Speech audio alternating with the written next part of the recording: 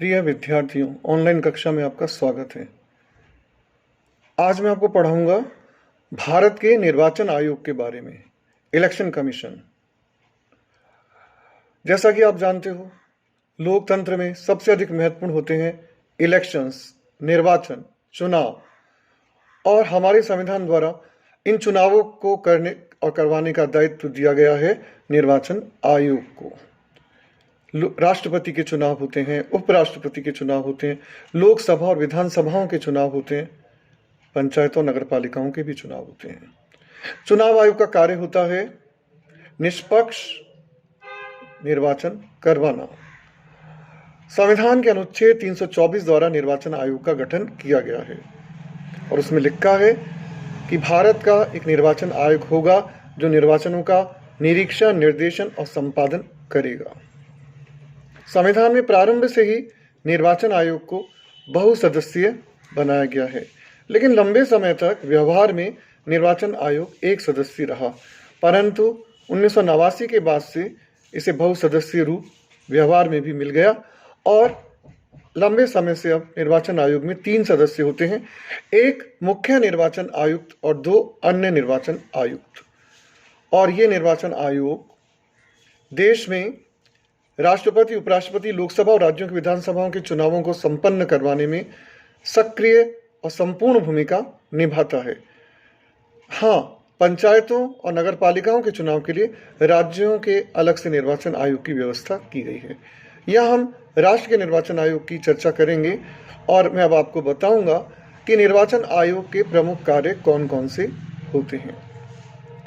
निर्वाचन आयोग को अनेक महत्वपूर्ण कार्यों का संपादन करना होता है। ब्रॉडली तो उसे निर्वाचन कराने हैं, निष्पक्ष रूप से करवाने हैं और बिल्कुल ही मतलब शांति और व्यवस्था को बनाए रखते हुए करवाने हैं, लेकिन वो अन्य अनेक कार्य भी करता है। तो पहला कार्य तो यही हुआ निर्वाचन आयोग का कि चाहे राष्ट्रपति का निर्वाचन हो, उपराष्ट्रपति का हो, लोकसभा का हो या विधानसभाओं का हो, उन निर्वाचनों को शांतिपूर्ण तरीके से और निष्पक्ष तरीके से संपन्न करवाना और इसके लिए पूरी प्रशासनिक जो व्यवस्था है, जो प्रशासन है, उसका साथ लेना, राज्य के जितने भी अधिकारी और कर्मचारी हैं उनकी सहायता से निर्वाचन आयोग निर्वाचनों को संपन्न कराने का कार्य करता है।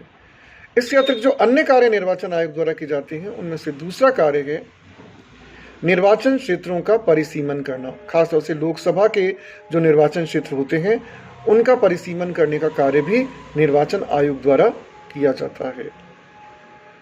विभिन्न राजनीतिक दलों को मान्यता प्रदान करने का कार्य भी निर्वाचन आयोग द्वारा किया जाता है।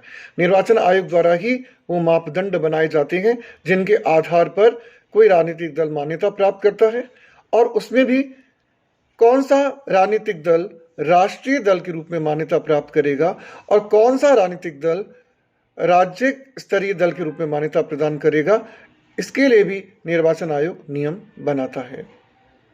इसके अलावा हमारे देश में चूंकि बहुत से मतदाता अशिक्षित भी हैं, तो चुनाव में चुनाव चिन्हों का बहुत महत्व होता है और विभिन्न राजनीतिक दलों को अलग अलग चुनाव चिन्ह आवंटित किए जाते हैं। इन चुनाव चिन्हों को आवंटित करने का कार्य भी निर्वाचन आयोग द्वारा किया जाता है।